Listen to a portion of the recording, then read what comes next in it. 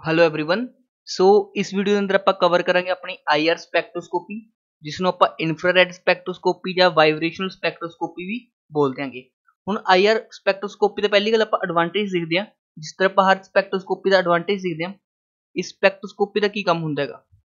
ਹੁਣ ਆਪਾਂ ਨੂੰ ਪਤਾ ਆਪਣੇ ਕੋਲ ਆਰਗੈਨਿਕ ਕੈਮਿਸਟਰੀ ਹੈ, ਉਹਦੇ ਅੰਦਰ ਕਾਫੀ ਸਾਰੇ ਫੰਕਸ਼ਨਲ ਗਰੁੱਪਸ ਹੁੰਦੇ ਨੇ। ਲਾਈਕ ਕੋਈ ਵੀ ਲੈ ਲਓ, ਠੀਕ ਹੈ, ਐਸਿਡ ਫੰਕਸ਼ਨਲ ਗਰੁੱਪ ਲੈ ਲਓ, ਠੀਕ ਹੈ, ਐਸਟਰ ਫੰਕਸ਼ਨਲ ਗਰੁੱਪ ਲੈ ਲਓ, ਠੀਕ, ਕੋਈ ਵੀ ਫੰਕਸ਼ਨਲ ਗਰੁੱਪ ਲੈ ਲਓ। ਉਹਨਾਂ ਦੇ ਅੰਦਰ ਹਰ ਇੱਕ ਬੌਂਡ ਦੀ ਇੱਕ ਸਟ੍ਰੈਚਿੰਗ ਫ੍ਰੀਕੁਐਂਸੀ ਹੁੰਦੀ ਹੈ, ਜਾਂ ਹਰ ਇੱਕ ਬੌਂਡ ਦੀ ਇੱਕ ਫ੍ਰੀਕੁਐਂਸੀ ਹੁੰਦੀ ਹੈਗੀ, ਜਿਸ ਨੂੰ ਆਪਾਂ ਬੋਲਦੇ ਹਾਂ ਆਈਆਰ ਫ੍ਰੀਕੁਐਂਸੀ। ਠੀਕ ਹੈ, ਉਹ ਡਿਪੈਂਡ ਕਰਦੀ ਹੈ ਉਸ ਬੌਂਡ ਦੀ ਸਟਰੈਂਥ ਤੇ। ਮਤਲਬ ਆਈਆਰ ਡਾਟਾ ਤੋਂ ਆਪਾਂ ਕੀ ਇੰਟਰਪ੍ਰੀਟ ਕਰ ਸਕਦੇ ਹਾਂ ਕਿ ਕਿਸ ਤਰ੍ਹਾਂ ਦਾ ਫੰਕਸ਼ਨਲ ਗਰੁੱਪ ਪ੍ਰੈਜ਼ੈਂਟ ਹੈ ਆਪਣੇ ਮੋਲੀਕਿਊਲ ਦੇ ਅੰਦਰ। ਹੁਣ ਆਪਾਂ ਸਪੋਜ਼ ਕੋਈ ਕੈਮਿਸਟਰੀ ਅੰਦਰ ਕੋਈ ਕੰਪਾਊਂਡ ਸਿੰਥੇਸਾਈਜ਼ ਕੀਤਾ। ਹੁਣ ਕੰਪਾਊਂਡ ਸਿੰਥੇਸਾਈਜ਼ ਤੋਂ ਬਾਅਦ ਆਪਾਂ ਨੂੰ ਪਤਾ ਕਰਨਾ ਹੈ ਕਿ ਆਪਣਾ ਜਿਹੜਾ ਕੰਪਾਊਂਡ ਬਣਿਆ ਉਸ ਦੇ ਅੰਦਰ ਕਿਹੜੇ ਕਿਹੜੇ ਫੰਕਸ਼ਨਲ ਗਰੁੱਪਸ ਪ੍ਰੈਜ਼ੈਂਟ ਨੇ, ਤਾਂ ਆਪਾਂ ਉਹ ਕਿਸ ਦੀ ਹੈਲਪ ਨਾਲ ਚੈੱਕ ਕਰ ਸਕਦੇ ਹਾਂ, ਆਈਆਰ ਸਪੈਕਟ੍ਰੋਸਕੋਪੀ ਦੇ ਡਾਟਾ ਦੀ ਹੈਲਪ ਨਾਲ ਕਰ ਸਕਦੇ ਹਾਂ। ਠੀਕ ਹੈ, ਆਈਆਰ ਸਪੈਕਟ੍ਰੋਸਕੋਪੀ ਦੇ ਅੰਦਰ ਹਰ ਇੱਕ ਫੰਕਸ਼ਨਲ ਗਰੁੱਪ ਦਾ ਇੱਕ ਪ੍ਰੋਪਰ ਆਈਆਰ ਡਾਟਾ ਹੁੰਦਾ ਹੈਗਾ। ਠੀਕ ਹੈ, depending upon it's bond strength. ਠੀਕ ਹੈ, ਜਿਸ ਦੀ ਜਿੰਨੀ ਜ਼ਿਆਦਾ ਬੌਂਡ ਸਟਰੈਂਥ ਹੋਏਗੀ ਉਨਾ ਹੀ ਕੀ ਹੋਏਗਾ, ਉਸਦਾ ਆਈਆਰ ਫ੍ਰੀਕੁਐਂਸੀ ਦੀ ਵੈਲਿਊ ਹੋਏਗੀ। ਹੁਣ ਆਪਾਂ ਗੱਲ ਕਰਦੇ ਹਾਂ ਬੇਸਿਕਸ ਦੀ। ਠੀਕ ਹੈ, ਜਿਹੜੇ ਮਾਸਟਰ ਕੈਡਰ ਦੀ ਆਪਾਂ ਗੱਲ ਕਰੀਏ, ਬਹੁਤ ਬੇਸਿਕ ਕੁਐਸਚਨ ਆਉਂਦੇ ਨੇਗੇ। ਜੇ ਆਪਾਂ ਗੱਲ ਕਰੀਏ ਲੈਕਚਰਰ ਕੈਡਰ ਦੀ, ਉਸ ਦੇ ਅੰਦਰ ਥੋੜੇ ਜਿਹੇ ਵਧੀਆ ਲੈਵਲ ਦੇ ਕੁਐਸਚਨ ਆਉਂਦੇ ਨੇ, ਉਹ ਵੀ ਆਪਾਂ ਸਾਰੇ ਡਿਸਕਸ ਕਰਾਂਗੇ। ਹੁਣ ਸਭ ਤੋਂ ਪਹਿਲਾਂ ਆਪਣੇ ਕੋਲ ਆਈਆਰ ਰੀਜਨ ਕਿਹੜਾ ਹੁੰਦਾ ਹੈਗਾ। ਠੀਕ ਹੈ, ਆਈਆਰ ਰੀਜਨ ਹੁੰਦਾ ਆਪਣੇ ਕੋਲ 50 ਸੈਂਟੀਮੀਟਰ ਇਨਵਰਸ ਤੋਂ ਲੈ ਕੇ 12,500 ਸੈਂਟੀਮੀਟਰ ਇਨਵਰਸ ਤੱਕ। ਹੁਣ ਜੇ ਆਪਾਂ ਗੱਲ ਕਰੀਏ, ਇਹ ਅਪਰੋਕਸੀਮੇਟ ਡਾਟਾ ਹੈਗਾ, ਅਪਰੋਕਸੀਮੇਟ ਡਾਟਾ ਹੈ। ਹੁਣ ਸੈਂਟੀਮੀਟਰ ਇਨਵਰਸ ਹੈ। ਠੀਕ ਹੈ, ਸੈਂਟੀਮੀਟਰ ਇਨਵਰਸ ਤੇ ਆਪਾਂ ਫ੍ਰੀਕੁਐਂਸੀ ਨੂੰ ਕਿਸ ਤਰ੍ਹਾਂ ਰਿਪਰੈਜ਼ੈਂਟ ਕਰ ਸਕਦੇ ਹਾਂ। ਇਹ ਫ੍ਰੀਕੁਐਂਸੀ ਯੂਨਿਟ ਤਾਂ ਹੁੰਦੀ ਸੈਕਿੰਡ ਇਨਵਰਸ ਜਾਂ ਹਰਟਸ, ਬਟ ਆਪਾਂ ਨੇ ਉਹਦੀ ਫ੍ਰੀਕੁਐਂਸੀ ਨੂੰ ਸੈਂਟੀਮੀਟਰ ਇਨਵਰਸ ਦੀ ਫਾਰਮ 'ਚ ਰਿਪਰੈਜ਼ੈਂਟ ਕੀਤਾ ਹੈ। ਹੁਣ ਦੇਖੋ, ਤੁਸੀਂ ਪੜ੍ਹਿਆ ਹੋਏਗਾ એનર્ਜੀ ਦਾ ਫਾਰਮੂਲਾ ਕੀ ਹੁੰਦਾ ਹੈ, hc/λ। ਠੀਕ ਹੈ, ਜਾਂ એનર્ਜੀ ਕੀ ਹੁੰਦੀ ਹੈ, h ਨਿਊ ਦੇ ਇਕੁਅਲ ਹੁੰਦੀ ਹੈਗੀ। ਹੁਣ ਦੇਖੋ 1/λ ਨੂੰ ਆਪਾਂ ਕੀ ਲਿਖ ਦਿੰਦੇ ਹਾਂ, ਬੇਸਿਕਲੀ hc ਨਿਊ ਬਾਰ। ਠੀਕ ਹੈ, ਨਿਊ ਬਾਰ ਕੀ ਹੁੰਦਾ ਉਰੇ, ਨਿਊ ਬਾਰ ਕੀ ਹੁੰਦਾ ਉਰੇ, ਵੇਵ ਨੰਬਰ ਹੁੰਦਾ। ਮਤਲਬ ਆਪਾਂ ਉਹ ਇੰਟਰਪ੍ਰੀਟ ਕੀ ਕਰ ਸਕਦੇ ਹਾਂਗੇ, ਜਿੰਨੀ ਜ਼ਿਆਦਾ ਆਪਣੇ ਕੋਲ એનર્ਜੀ ਹੋਏਗੀ ਉਨੀ ਜ਼ਿਆਦਾ ਨਿਊ ਹੋਏਗੀ, ਤੇ ਉਨਾ ਹੀ ਜ਼ਿਆਦਾ ਕੀ ਹੋਏਗਾ, ਆਪਣੇ ਕੋਲ ਨਿਊ ਬਾਰ ਹੋਏਗਾ। ਮਤਲਬ ਚਾਹੇ ਵੇਵ ਨੰਬਰ ਦੀ ਫਾਰਮ 'ਚ ਰਿਪਰੈਜ਼ੈਂਟ ਕਰ ਲਓ, ਚਾਹੇ ਫ੍ਰੀਕੁਐਂਸੀ ਦੀ ਫਾਰਮ 'ਚ ਰਿਪਰੈਜ਼ੈਂਟ ਕਰ ਲਓ, but wave number the farm 'ਚ ਕਰਨਾ ਜ਼ਿਆਦਾ ਕਨਵੀਨੀਅੰਟ ਰਹਿੰਦਾ, ਕਿਉਂਕਿ ਉਸ 'ਤੇ ਜਿਹੜਾ ਗ੍ਰਾਫ ਹੈ ਆਪਾਂ ਨੂੰ ਈਜ਼ਲੀ ਆਈਡੈਂਟੀਫਾਈ ਹੋ ਜਾਂਦਾ ਹੈਗਾ। ਬਾਕੀ ਜਿਹੜੇ ਪੈਰਾਮੀਟਰਸ ਨੇ ਐਚ ਤੇ ਸੀ, ਉਹਦਾ ਕੀ ਨੇ, ਕੌਨਸਟੈਂਟ। ਮਤਲਬ energy is directly proportional to nu and directly proportional to nu bar. Clear ਹੈ। ਹੁਣ ਜਿੰਨਾ ਜ਼ਿਆਦਾ ਬੌਂਡ ਸਟਰੈਂਥ ਹੋਏਗਾ ਉਨਾ ਹੀ ਨਿਊ ਦਾ ਵੈਲਿਊ ਹੋਏਗਾ, ਤੇ ਉਨਾ ਹੀ ਨਿਊ ਬਾਰ ਦਾ ਵੈਲਿਊ ਹੋਏਗਾ। ਮਤਲਬ ਚਾਹੇ ਫ੍ਰੀਕੁਐਂਸੀ ਦੀ ਟਰਮ 'ਚ ਮਤਲਬ ਹਰਟਸ 'ਚ ਰਿਪਰੈਜ਼ੈਂਟ ਕਰ ਲਓ, ਚਾਹੇ ਸੈਂਟੀਮੀਟਰ ਇਨਵਰਸ ਦੇ ਅੰਦਰ ਰਿਪਰੈਜ਼ੈਂਟ ਕਰ ਲਓ, ਰਿਜ਼ਲਟਸ ਸੇਮ ਹੀ ਰਹਿਣਗੇ। ਇਸ ਲਈ ਆਪਾਂ ਸੈਂਟੀਮੀਟਰ ਇਨਵਰਸ ਦੇ ਅੰਦਰ ਕੀ ਕਰਦੇ ਹਾਂ, ਯੂਜ਼ ਕਰਦੇ ਡਾਟਾ, ਕਿਉਂਕਿ ਉਸ ਨਾਲ ਜਿਹੜੇ ਗ੍ਰਾਫਸ ਹੁੰਦੇ ਨੇ ਆਪਣੇ ਕੋਲ ਉਹ ਬਿਲਕੁਲ ਕਲੀਅਰ ਨੇਚਰ ਦੇ ਆਉਂਦੇ ਨੇ। ਹੁਣ ਆਪਾਂ ਗੱਲ ਕਰੀਏ ਆਈਆਰ ਰੀਜਨ ਨੂੰ, ਆਪਾਂ 3 ਹਿੱਸਿਆਂ ਦੇ ਅੰਦਰ ਵੰਡਤਾ। ਠੀਕ ਹੈ, ਵੈਲਿਊ ਯਾਦ ਕਰਨੀਆਂ ਨੇ, ਨੀਅਰ ਆਈਆਰ, ਮਿਡਲ ਆਈਆਰ ਤੇ ਫਾਰ ਆਈਆਰ। ਠੀਕ ਹੈ, ਇਸ ਦੀ ਬੇਸ ਇੱਕ ਵਾਰ ਤੁਹਾਡੇ ਨੂੰ ਪ੍ਰੀਵਿयस ਦੇ ਅੰਦਰ ਕੁਐਸਚਨ ਆ ਰੱਖਿਆ। ਠੀਕ ਹੈ, ਨੀਅਰ ਆਈਆਰ ਦੀ ਵੈਲਿਊ ਉਸਨੇ ਪੁੱਛ ਲਈ ਸੀ। ਉਸ ਤੋਂ ਬਾਅਦ ਗੱਲ ਕਰੀਏ ਜਿਹੜਾ ਰੀਜਨ ਆਪਾਂ ਸਪੈਕਟ੍ਰੋਸਕੋਪੀ ਲਈ ਯੂਜ਼ ਕਰਦੇ ਹਾਂ। ਹੁਣ ਆਈਆਰ ਰੀਜਨ ਤਾਂ ਕਾਫੀ ਬਰੋਡ ਹੈ, ਬਟ ਉਸ ਜਿਹੜਾ ਆਪਾਂ ਸਪੈਕਟ੍ਰੋਸਕੋਪੀ ਲਈ ਯੂਜ਼ ਕਰਦੇ ਹਾਂ, ਉਹ ਆਪਣੇ ਕੋਲ ਦੋ ਮੇਨ ਰੀਜਨ ਹੁੰਦੇ ਨੇਗੇ। ਠੀਕ ਹੈ, ਇੱਕ ਹੁੰਦਾ ਆਪਣੇ ਕੋਲ 667 ਤੋਂ ਲੈ ਕੇ 1500 ਸੈਂਟੀਮੀਟਰ ਇਨਵਰਸ ਤੱਕ। ਠੀਕ ਹੈ, ਇਸ ਰੀਜਨ ਨੂੰ ਆਪਾਂ ਬੋਲਦੇ ਹਾਂ ਫਿੰਗਰਪ੍ਰਿੰਟ ਰੀਜਨ। ਤੇ ਫਿੰਗਰਪ੍ਰਿੰਟ ਰੀਜਨ ਕਿਉਂ ਬੋਲਦੇ ਹਾਂ, ਉਹ ਵੀ ਆਪਾਂ ਡਿਸਕਸ ਕਰਾਂਗੇ। ਤੇ ਦੂਸਰਾ ਰੀਜਨ ਹੁੰਦਾ ਆਪਣੇ ਕੋਲ ਫੰਕਸ਼ਨਲ ਗਰੁੱਪ ਰੀਜਨ। ਠੀਕ ਹੈ, ਇਹ ਕਿੱਥੋਂ ਹੁੰਦਾ ਹੈ, 1500 ਸੈਂਟੀਮੀਟਰ ਤੋਂ ਲੈ ਕੇ 4000 ਸੈਂਟੀਮੀਟਰ ਇਨਵਰਸ ਤੱਕ। ਹੁਣ ਫਿੰਗਰਪ੍ਰਿੰਟ ਰੀਜਨ ਕਿਉਂ ਬੋਲਦੇ ਆ ਇਸ ਨੂੰ, ਠੀਕ ਹੈ, ਜਿਹੜਾ 667 ਸੈਂਟੀਮੀਟਰ ਇਨਵਰਸ ਤੋਂ ਲੈ ਕੇ 1500 ਇਨਵਰਸ ਤੱਕ ਜਿਹੜਾ ਆਪਣੇ ਕੋਲ ਆਈਆਰ ਰੀਜਨ ਹੈ, ਉਸ ਨੂੰ ਆਪਾਂ ਫਿੰਗਰਪ੍ਰਿੰਟ ਰੀਜਨ ਬੋਲਦੇ ਹਾਂ। ਦੇਖੋ, ਜਿਸ ਤਰ੍ਹਾਂ ਕਿਸੇ ਵੀ ਦੋ ਹਿਊਮਨਸ ਦੇ ਫਿੰਗਰ ਸੇਮ ਨਹੀਂ ਹੁੰਦੇ ਹੈਗੇ, ਉਸੇ ਤਰ੍ਹਾਂ ਕਿਸੇ ਦੋ ਫੰਕਸ਼ਨਲ ਗਰੁੱਪ ਦਾ ਜਿਹੜਾ ਡਾਟਾ ਹੈਗਾ ਉਹ ਸੇਮ ਨਹੀਂ ਹੁੰਦਾ ਕਿਸ ਦੇ ਅੰਦਰ, ਫਿੰਗਰਪ੍ਰਿੰਟ ਰੀਜਨ ਦੇ ਅੰਦਰ। ਮਤਲਬ ਦੋ ਜਿਹੜੇ ਆਪਣੇ ਕੋਲ ਫੰਕਸ਼ਨਲ ਗਰੁੱਪਸ ਨੇਗੇ, two functional groups will not have same graph, the same IR peak in the IR spectrum। ठीक है, इसलिए इसमें आप बोल देंगे फिंगरप्रिंट रीजन। ये फंक्शनल ग्रुप रीजन क्यों बोल देंगे 1500 सेंटीमीटर इनवर्स लेके 4000 सेंटीमीटर इनवर्स ਨੂੰ, ਕਿਉਂਕਿ ਜਿਹੜੇ ਫੰਕਸ਼ਨਲ ਗਰੁੱਪਸ ਨੇ, ਜਿੰਨੇ ਵੀ ਆਪਣੇ ਕੋਲ ਫੰਕਸ਼ਨਲ ਗਰੁੱਪਸ ਨੇ, ਅਲਕੋਹਲਸ, ਠੀਕ ਹੈ, ਥਾਇਓਲਸ, ਠੀਕ ਹੈ, ਜਿਹੜੇ ਵੀ ਸਾਰੇ ਫੰਕਸ਼ਨਲ ਗਰੁੱਪਸ ਨੇ ਉਹ ਕਿਸ ਰੀਜਨ ਚ ਲਾਈ ਕਰਦੇ ਨੇ, ਫੰਕਸ਼ਨਲ ਗਰੁੱਪ ਰੀਜਨ ਚ ਲਾਈ ਕਰਦੇ ਨੇ। ਮਤਲਬ ਉਹਨਾਂ ਜਿਹੜੀ ਆਈਆਰ ਵੈਲਿਊ ਹੈ ਕਿੱਥੋਂ ਤੋਂ ਕਿੱਥੇ ਤੱਕ ਲਾਈ ਕਰਦੀ ਹੈ, 1500 ਸੈਂਟੀਮੀਟਰ ਇਨਵਰਸ ਤੋਂ ਲੈ ਕੇ 4000 ਸੈਂਟੀਮੀਟਰ ਇਨਵਰਸ ਤੱਕ। ਹੁਣ ਆਪਾਂ ਨੈਕਸਟ ਦੇਖਦੇ ਹਾਂਗੇ condition to show condition for IR spectroscopy कि केड़ा मॉलिक्यूल अपने को IR स्पैक्ट्रोस्कोपी शो करेगा, केड़ा मॉलिक्यूल IR स्पैक्ट्रोस्कोपी शो नहीं करेगा। हुण मॉलिक्यूल की होनी चाहिए डायनेमिक डाइपोल मूवमेंट। हुण डायनेमिक डाइपोल मूवमेंट का की मतलब हुंदा है कि उस कोल की होनी चाहिए जिस तरह अपने को कार्बन ते ऑक्सीजन का बॉन्ड हैगा। हुण आपां नूं पता है ऑक्सीजन ते की है नेगेटिव चार्ज, कार्बन ते की है पॉजिटिव चार्ज, मतलब इस कोल की है कि डाइपोल मूवमेंट हैगी है। डायनेमिक डाइपोल मूवमेंट का की मतलब हुंदा है जदों कोई बॉन्ड ठीक है वाइब्रेट करता है उसकी डाइपोल मूवमेंट कुछ चेंज होना चाहिए। डायनेमिक डाइपोल मूवमेंट का मतलब जिसके अंदर ठीक है थोड़ा बहुत भी चेंज आए during the vibration, that is called dynamic dipole movement. ठीक है, जिसमें डायनेमिक डाइपोल मूवमेंट नहीं चेक करना ताकि कोई दिक्कत नहीं। ठीक है, सिंपल जी ट्रिक है, except homodiatomic molecules all molecules are IR active. मतलब O2 नहीं एक्टिव होएगा, H2 नहीं एक्टिव होएगा, ठीक है, N2 नहीं एक्टिव होएगा, Cl2 नहीं एक्टिव होएगा। मतलब होमोडाइएटॉमिक मतलब जो दोहे एटम सेम होण उन्हां नूं छड्ड के बाकी सारे मॉलिक्यूल्स की ने IR एक्टिव ने।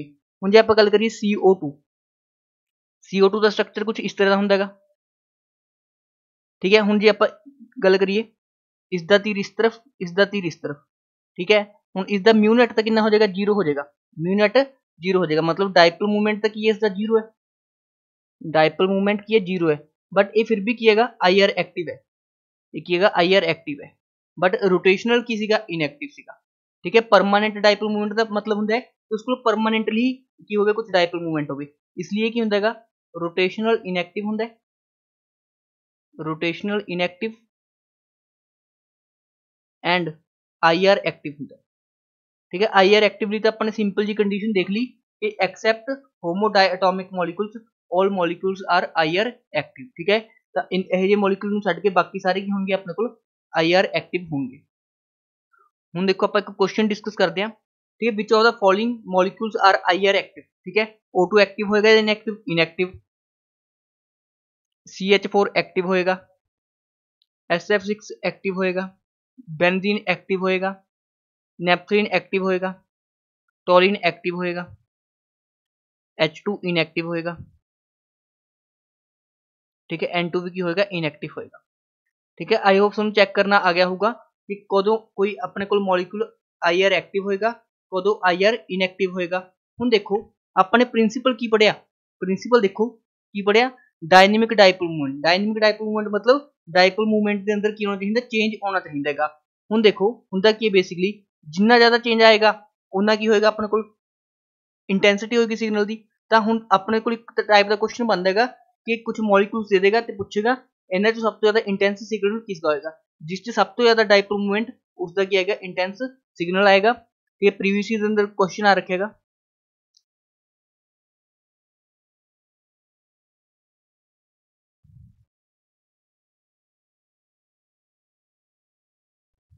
हाँ, ये वाला क्वेश्चन देखो, इस वाले क्वेश्चन से पूछेगा विच of the following bonds will show strongest absorption in the IR। ये केड़ा मॉलिक्यूल स्ट्रॉन्गेस्ट अब्जॉर्प्शन शो करेगा। ठीक है, जिसका जितना ज्यादा चेंज इन डाइपोल मूवमेंट होएगा, change in dipole movement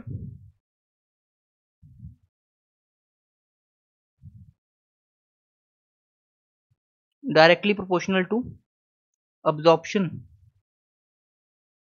frequency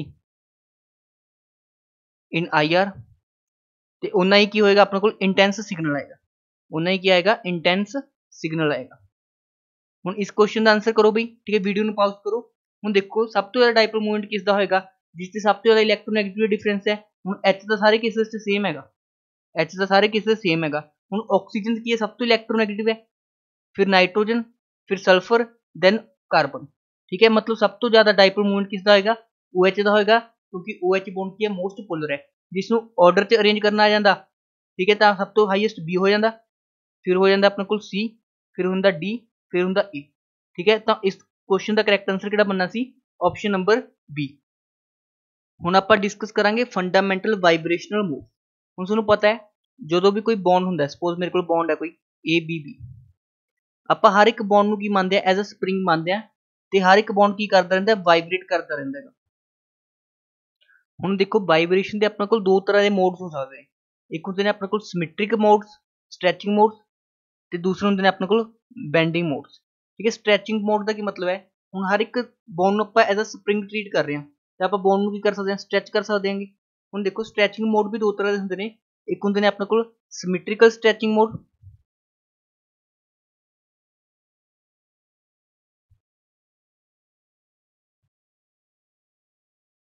ਤੇ ਦੂਸਰੇ ਹੁੰਦੇ ਨੇ ਆਪਣੇ ਕੋਲ ਅਸਿਮੈਟ੍ਰਿਕ ਸਟ੍ਰੈਚਿੰਗ ਮੋਡ।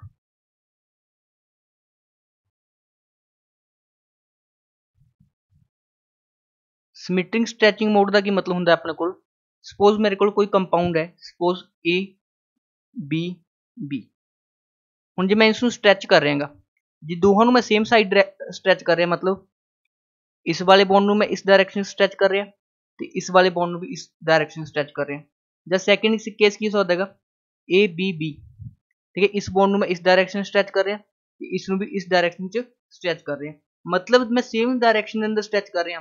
ਇਸ ਤਰ੍ਹਾਂ ਦੀ ਆਪਣਾ ਸਟ੍ਰੈਚਿੰਗ ਮੋਡ ਨੂੰ ਆਪਾਂ ਬੋਲਦੇ ਹਾਂ ਸਿਮੈਟ੍ਰੀਕਲ ਸਟ੍ਰੈਚਿੰਗ, ਸਿਮੈਟ੍ਰੀਕਲ ਸਟ੍ਰੈਚਿੰਗ,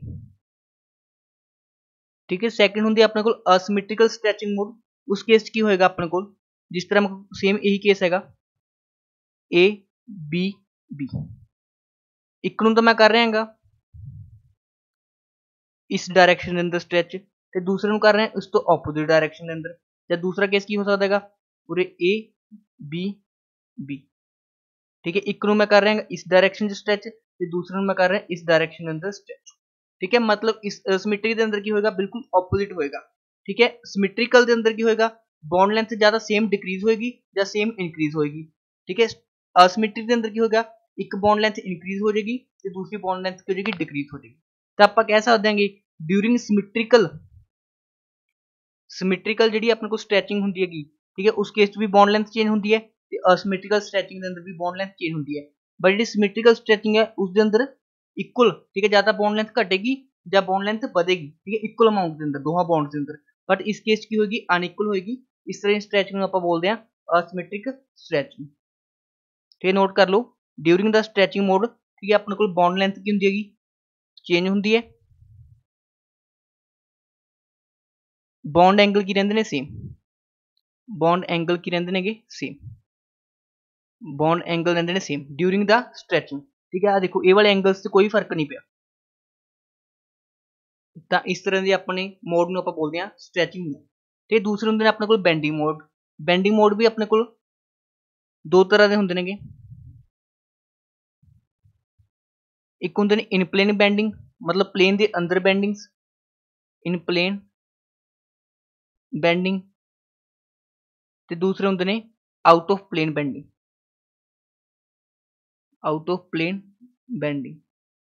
ਇਨ ਪਲੇਨ ਬੈਂਡਿੰਗ ਦਾ ਕੀ ਮਤਲਬ ਹੈ, ਜਦੋਂ ਆਪਣੇ ਕੋਲ ਬੈਂਡਿੰਗ ਹੋਵੇ ਇਨ ਦਾ ਪਲੇਨ, ਇਨ ਪਲੇਨ 'ਚ ਆਪਣੇ ਕੋਲ ਦੋ ਐਗਜ਼ਾਮਪਲ ਆ ਜਾਂਦੇ ਨੇ, ਇੱਕ ਹੁੰਦੀ ਹੈ ਆਪਣੇ ਕੋਲ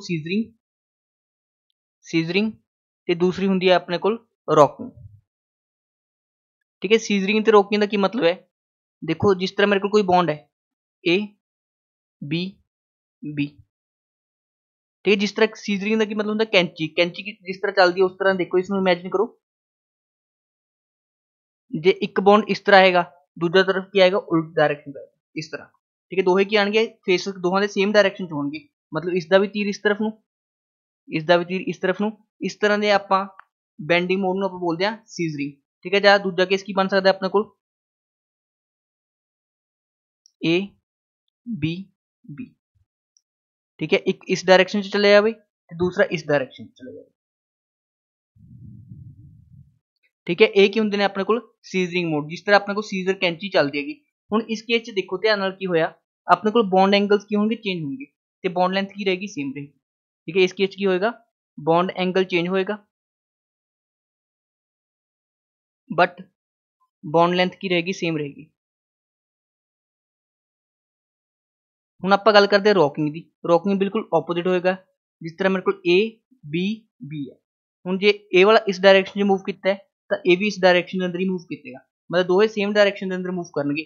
ਜਾਂ ਸੈਕਿੰਡ ਕੇਸ ਕੀ ਹੋ ਸਕਦਾ ਹੈਗਾ A B B, ਠੀਕ ਹੈ ਜੀ, ਇਹ ਇਸ ਡਾਇਰੈਕਸ਼ਨ 'ਚ ਮੂਵ ਕੀਤਾ ਹੈ ਤਾਂ ਇਹ ਵਾਲਾ ਵੀ ਇਸ ਡਾਇਰੈਕਸ਼ਨ ਦੇ ਅੰਦਰ ਮੂਵ ਕਰੇਗਾ, ਮਤਲਬ ਦੋਹਾਂ ਦੀ ਡਾਇਰੈਕਸ਼ਨ ਕੀ ਹੈਗੀ ਸੇਮ। ਕੀ ਇਸ ਦੇ ਅੰਦਰ ਕੋਈ ਬੌਂਡ ਐਂਗਲ ਦਾ ਚੇਂਜ ਹੋਏਗਾ, ਨਹੀਂ ਹੋਏਗਾ, ਕਿਉਂਕਿ ਦੋਹੇ ਕੀ ਨੇ ਸੇਮ ਡਾਇਰੈਕਸ਼ਨ ਦੇ ਅੰਦਰ ਮੂਵ ਕਰ ਰਹੇ ਨੇ। ਜਦੋਂ ਆਪਾਂ ਕਿਸੇ ਚੀਜ਼ ਨੂੰ ਰੋਟੇਟ ਕਰਦੇ ਹਾਂ ਤਾਂ ਉਸਦਾ ਬੌਂਡ ਐਂਗਲ ਚੇਂਜ ਨਹੀਂ ਹੁੰਦਾ, ਤਾਂ ਇਸ ਕੇਸ 'ਚ no change in bond angle, no change in bond angle.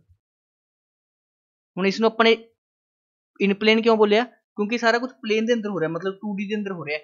हुण आउट ऑफ प्लेन के अंदर की होएगा अपने को, ठीक है, 3D के अंदर आएगा बेसिकली जिहड़ी बेंडिंग्स ने वो आउट ऑफ प्लेन आउणगियां। हुण आउट ऑफ प्लेन दे अपने कोल दो केस हुंदे नेगे, एक हुंदा अपने कोल वैगिंग ते दूसरा हुंदा अपने कोल ट्विस्टिंग। ठीक है, वैगिंग ते ट्विस्टिंग दे अंदर की डिफरेंस हुंदा देखो, सपोज मेरे कोल कोई बॉन्ड है ए बी बी, हुण क्योंकि 3D ने आपां नूं आउट ऑफ प्लेन सोचना पएगा थोड़ा जिहा। हुण देखो वैगिंग दे अंदर की होएगा, जो दोहे ए वाले बॉन्ड ने ऊपर नूं उठन, ठीक है ना, जिस तरह प्लेन ने ऊपर नूं, ठीक है, अबव द प्लेन, ठीक है, अबव द प्लेन जिवें पॉजिटिव पॉजिटिव शो कर देना है, ए भी ऊपर नूं आवे ए भी ऊपर नूं आवे, ਜਾਂ दोहे नीचे जाण down the group below the plane, ਤਾਂ इस तरह ਦੇ ਆਪਾਂ ਮੋਡ ਨੂੰ ਆਪਾਂ ਬੋਲਦੇ ਆ ਵੈਗਿੰਗ। ਠੀਕ ਹੈ, 3D ਚ ਇਮੇजिन करो, ठीक है, जो ਜਾਂ ਤਾਂ ਦੋਹੇ ਉੱਪਰ ਨੂੰ ਆ ਰਹੇ ਨੇ ਜਾਂ ਦੋਹੇ ਬਿਲੋ ਜਾ ਰਹੇ ਨੇ, ठीक है, इस तरह ਮੋਡ ਨੂੰ ਆਪਾਂ ਬੋਲਾਂਗੇ ਵੈਗਿੰਗ। ਤੇ ਇੱਕ ਹੁੰਦਾ ਆਪਣੇ ਕੋਲ ਟਵਿਸਟਿੰਗ। ठीक है, ਟਵਿਸਟਿੰਗ ਦੇ ਅੰਦਰ ਕੀ ਹੋਏਗਾ, ਜੇ ਇੱਕ ਵੀ ਉੱਪਰ ਨੂੰ ਆਏਗਾ मतलब अबव द प्लेन आएगा पॉजिटिव, ਤੇ दूसरा ਕੀ ਆਏਗਾ नेगेटिव। ਜੇ ਇਹ ਵਾਲਾ नेगेटिव है ਤਾਂ ਇਹ ਵਾਲਾ ਕੀ ਹੋਏਗਾ पॉजिटिव ਹੋਏਗਾ।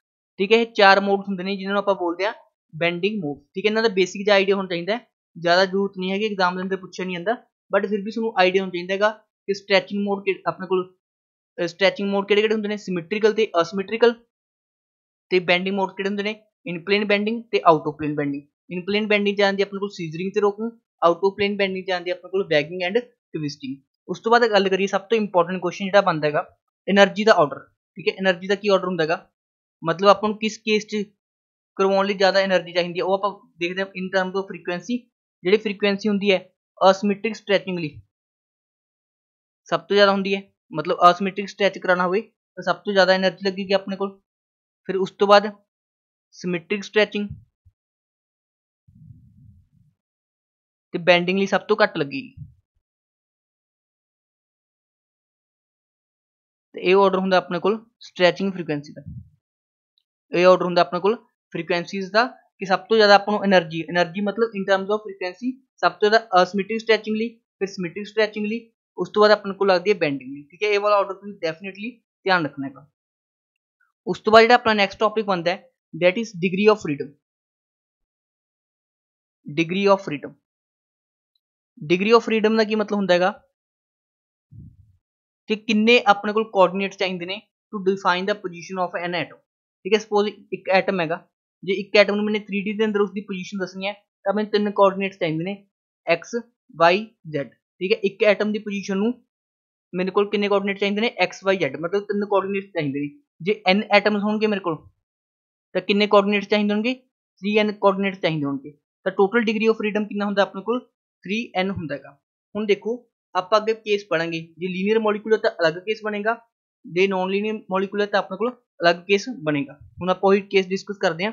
देखो टोटल अपने को डिग्री ऑफ फ्रीडम कितने आ गए, टोटल डिग्री ऑफ फ्रीडम कितने आ गए अपने को 3n। हुण आप गल करते हैं जो मॉलिक्यूल अपने को लीनियर है, जो मॉलिक्यूल अपने को लीनियर है तो उसको ट्रांसलेशनल कितने होंगे ने,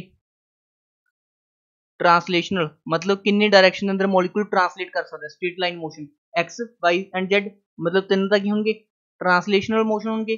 ते रोटेशनल मोड कितने होंगे, रोटेशनल मोड कितने होंगे 2 होंगे ने। ठीक है, लीनियर के केस रोटेशनल मोड कितने होंगे ने 2। हुण फिर वाइब्रेशनल कितने हो जाएंगे,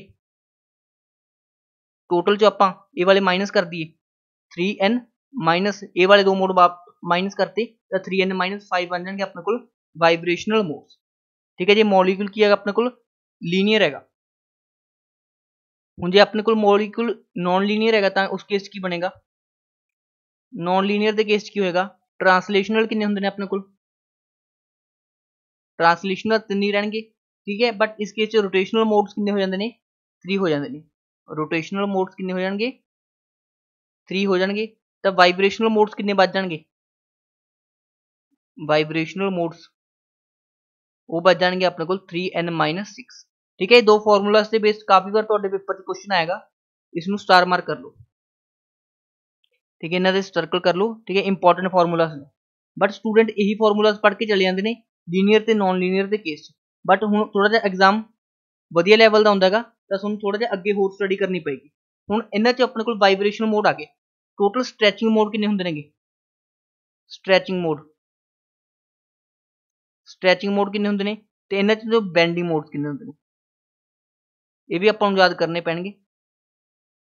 ਠੀਕ ਹੈ, ਇਸ ਕੇਸ ਵੀ ਆਪਣੇ ਸਟ੍ਰੈਚਿੰਗ ਮੋਡ ਕੈਲਕੂਲੇਟ ਕਰਨੇ ਆਉਣੇ ਚਾਹੀਦੇ ਨੇ, ਸਟ੍ਰੈਚਿੰਗ ਮੋਡ ਤੇ ਬੈਂਡਿੰਗ ਮੋਡ। ਸਟ੍ਰੈਚਿੰਗ ਮੋਡ ਦਾ ਫਾਰਮੂਲਾ ਹੁੰਦਾ ਆਪਣੇ ਕੋਲ ਬੇਸਿਕਲੀ n-1, ਜਿੰਨੇ ਐਟਮ ਨੇ ਉਸ ਤੋਂ ਇੱਕ ਮਾਈਨਸ ਕੀ ਹੋਣਗੇ ਆਪਣੇ ਕੋਲ ਸਟ੍ਰੈਚਿੰਗ ਮੋਡ, ਤੇ ਬੈਂਡਿੰਗ ਮੋਡਸ ਕਿੰਨੇ ਹੋ ਜਾਣਗੇ। ਠੀਕ ਹੈ, ਟੋਟਲ 3n-5 ਨੇ, ਉਸ ਚੋਂ n-1 ਕੀ ਨੇਗੇ ਸਟ੍ਰੈਚਿੰਗ ਨੇ, ਤਾਂ ਬੈਂਡਿੰਗ ਕਿੰਨੇ ਬਚ ਗਏ 3n-5 ਮਾਈਨਸ n-5, ਮਤਲਬ ਕਿੰਨਾ ਬਚ ਜਾਏਗਾ, ਸੌਰੀ n-1 3n-4 ਬਚ ਜਾਏਗਾ, ਸੌਰੀ 2n-4 ਬਚ ਜਾਏਗਾ, 2n-4। ठीक है, तो अपने को बेंडिंग मोड्स कितने आ जाएंगे 2n-4। ठीक है, सिमिलरली उरे अपने को स्ट्रैचिंग मोड कितने बन जाएंगे n-1 ते बेंडिंग मोड्स कितने बन जाएंगे 2n-5। क्लियर है सब नूं। ठीक है, दो फॉर्मूला होर ऐड कर लियो। ठीक है, स्ट्रैचिंग मोड हमेशा n-1 होंगे, मतलब जे टोटल 3 एटम ने तो उस स्ट्रैचिंग मोड कितने होंगे 2। ठीक है, बाकी कितने बच जाएंगे बेंडिंग मोड्स बन जाएंगे। हुण देखो जिस तरह आप एग्जांपल डिस्कस करिए CO2 का। ठीक है, CO2 लीनियर है नॉन लीनियर है। ठीक है, CO2 का स्ट्रक्चर इस तरह होंगे, तो ये हो गया अपने को लीनियर हो गया। तो लीनियर के केस च अपने को नंबर ऑफ वाइब्रेशनल मोड्स कितने आ जाएंगे, वाइब्रेशनल मोड्स कितने आ जाएंगे, वाइब्रेशनल मोड्स आ जाएंगे 3n-5, that is 3 × 3 - 5 that is 4।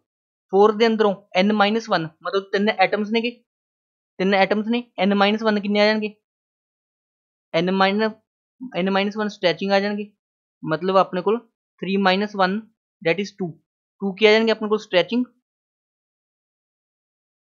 ते अपने को टोटल 4 ने, उधर 2 स्ट्रैचिंग ने, तो बेंडिंग कितने बच गए, बेंडिंग भी अपने को 2 बच गई। जो आप सीधा फॉर्मूले भी देख सकते थे 2n-4 2 × 3 - 4 दैट इज 6 - 4 = 2। ठीक है, तो अपने को स्ट्रैचिंग ते बेंडिंग मोड्स भी अपन कैलकुलेट करने आने चाहिए। हुण आप प्रीवियस ईयर क्वेश्चंस करते हैं इस दे बेस्ड, सो दैट थोड़ा क्लैरिटी हो सके। ठीक है, पहला ये क्वेश्चन देख लो, which of the following molecule do not show vibrational infrared spectroscopy. ठीक है, मैं थोड़ा की दसेगा एक्सेप्ट होमोडाइटोमिक मॉलिक्यूल्स सारे IR एक्टिव होंगे। ठीक है, और होमोडाइटोमिक मॉलिक्यूल किहड़ा है H2A एक्टिव नहीं हैगा, तो उसने पूछा do not show vibrational infrared spectrum. ठीक है, ए भी शो करेगा, ए भी शो करेगा, ए भी शो करेगा। ठीक है, नेक्स्ट क्वेश्चन है IR spectrum of water is expected to show. ठीक है, वाटर का स्ट्रक्चर कुछ इस तरह होगा, तो वाटर की हो गया अपने को नॉन लीनियर हो गया। नॉन लीनियर के केस फॉर्मूला की बनता है वाइब्रेशनल मोड का 3n-6 that is 3 × 3 - 6 that is 3। ठीक है, तो इसका करेक्ट आंसर बन जाना सी ऑप्शन नंबर ए। उस तो बाद गल करिए ये तो अपन कर ही लिया नियर आई रीजन किहड़ा हुंदा 1200। ठीक है, 12,500 तो लेके 4000 तक। उस तो बाद ये वाला क्वेश्चन इंपॉर्टेंट है, इलैक्ट्रिकल कैडर हैगा मैरिटोरियस वाला। ठीक है, अपन SO2 मॉलिक्यूल दिता है। हुण SO2 कई स्टूडेंट इस तरह सोच रहे हैं कि लीनियर है, बट एक बिल्कुल गलत हैगा। ठीक है, SO2 का स्ट्रक्चर किस तरह होंदा है S double bond O double bond O। ठीक है, एक की हुंदा लोन पेयर। ठीक है, V शेप या बेंट शेप की हुंदी है, इसकी सही हुंदी है। ठीक है, तो किस तरह मॉलिक्यूल हो गया नॉन लीनियर मॉलिक्यूल हो गया, नॉन लीनियर मॉलिक्यूल हो गया। हुण नॉन लीनियर मॉलिक्यूल है तो इस केस अपने को कितने IR बैंड्स आएंगे 3n-6। ठीक है, 3 × 3 - 6 दैट इज 3।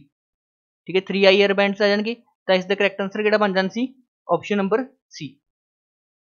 हुण नेक्स्ट क्वेश्चन देखते हैं। ठीक है, ये वाला क्वेश्चन वेरी इंपॉर्टेंट है, इससे स्टार मार्क कर लो। ठीक है, जो वधिया क्वेश्चन पूछा जाएगा तो देखो यही वाला क्वेश्चन पूछा जाएगा।